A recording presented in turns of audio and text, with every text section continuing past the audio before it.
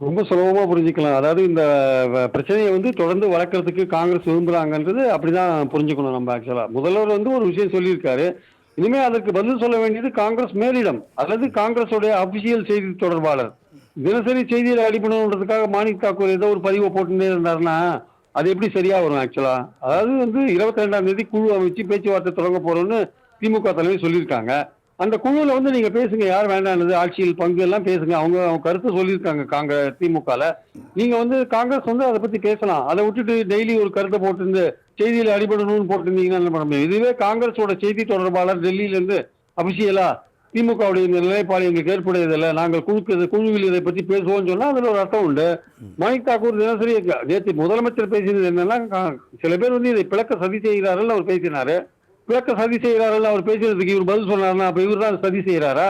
பிளக்கத்துக்கான சதியை மாணிக் தாக்கூர் தான் செய்யறாரு. இவர் எதுக்கு பதில் சொல்றாரு? காங்கிரஸ் மேலிடம் தான் பதில் சொல்லணும். ஒரு தலைவர், ஒரு கட்சியோட தலைவர், கூட்டணிக்கு தலைமை தாங்கிற கட்சியோட தலைவர் பேசுறாருன்னா அதுக்கு பதில் சொல்ல வேண்டியது காங்கிரஸோட தலைமை தானே தவிர மாணிக் தாக்கூர் கிடையாது. அதனால மாணிக் தாக்கூர் பதில் சொல்றதுக்கு முன் வர்றாருன்னா அப்ப இந்த கூட்டணியை பிளக்கத்துக்கான சதியை அவர் தான் பண்றாரா அப்படின்னு அவர் ஏத்துக்கிறாரா? சோ இந்த கேள்வியெல்லாம் எழுது. அதனால மாணிக் தாக்கூரை பொறுத்த மட்டும் வேற யாராவது ட்வீட் போட்டாலோ நம்ம அதை வந்து காங்கிரஸ் தரப்பான ஒரு விஷயம், நம்ம அதை எடுத்துன்னு போறது கொஞ்சம் யோசிக்க வேண்டிய அவசியம் இருக்குன்னு நினைக்கிறேன்.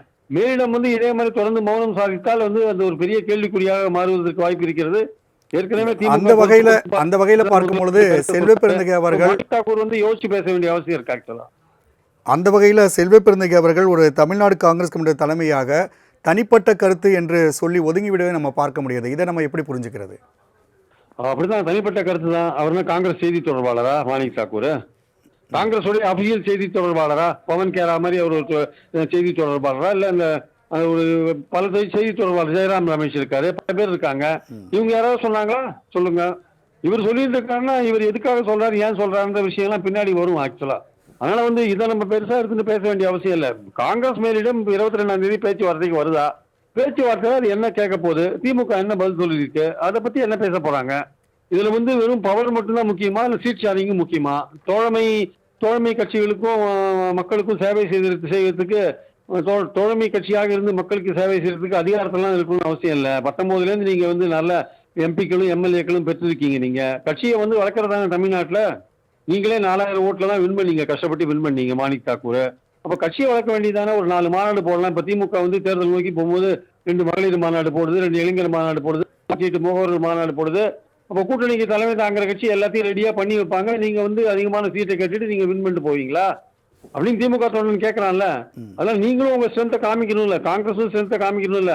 இடங்கள் பங்கிட்டு கொடுத்தாதான் காங்கிரஸ் ஸ்ட்ரென்த்தை காமிக்கும். அப்பதான் ராகுல் காந்தி வருவார்னா அது எப்படி சரியாகுமா? நீங்க இந்த இடைப்பட்ட காலத்துல உங்க கட்சியை வளர்த்துருக்கணும், உங்க கட்சி தொண்டர்கள் வச்சு மாநாடு போட்டிருக்கணும், உங்க ஸ்ட்ரென்த்தை காமிச்சிருக்கணும். அப்பதான் திமுகவும் வந்து ஒரு காங்கிரஸுக்கு ஒரு ஸ்ட்ரென்த் இருக்குன்னு அவங்களும் வந்து உரிய மதிப்பை கொடுப்பாங்க. ஆக்சுவலா அவங்க மதிப்பு கொடுக்குறாங்கிறது வேற விஷயம். ஆட்சியில் பங்குன்றது அவங்க கொடுக்கறதுக்கு விருப்பப்படல, தமிழ்நாட்டில் ஈடுபடாதுன்னு சொல்றாரு. அது அவருடைய கருத்து. இது காங்கிரஸுக்கு ஏதாவது எதிர்க்கிறது இருந்தால் அதை குழுவில் தான் பேசணும். மாணிக் தாக்கூர் தனியா பேசுறதுல வந்து அவர் மட்டும் ஒரு கை ஓசையா ஒழிச்சிருக்கிறத நம்ம பாக்குறோம். நம்ம வேற யாருமே அவருக்கு சப்போர்ட் பண்ற மாதிரியும் தெரியல, எக்ஸப்ட் இவரை தவிர, பிரவீன் சக்கரவர்த்தி தவிர. தொலைபேசி வாயிலும் உங்களுடைய கருத்துக்களை பதிவு செய்தமைக்கு நன்றி திரு பிரியா. வெஸ்ட் மணி கோல்டு வழங்கும் மாலை முரசு செய்திகள் தொலைக்காட்சியின் மக்கள் அரங்கம்.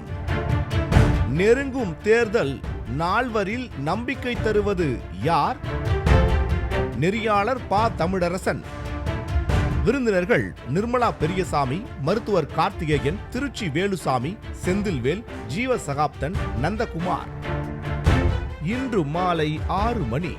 இடம் HPM பாரடைஸ் AC கல்யாண மஹால், MTH சாலை, அம்பத்தூர் டெலிபோன் எக்ஸ்சேஞ்ச் அருகில். அனைவரும் வருக, அனுமதி இலவசம். டைட்டில் ஸ்பான்சர்ட் பை பழைய தங்கத்திற்கு நல்ல விலை கொடுக்கும் சிறந்த நிறுவனம் Best Money Gold. Powered by 1 லட்சம் சதுர அடியில் பிரம்மாண்ட டைல் ஷோரூம் அவதார் செராமிக்ஸ் மற்றும் ஸ்டெரென் கிளப் சோடா.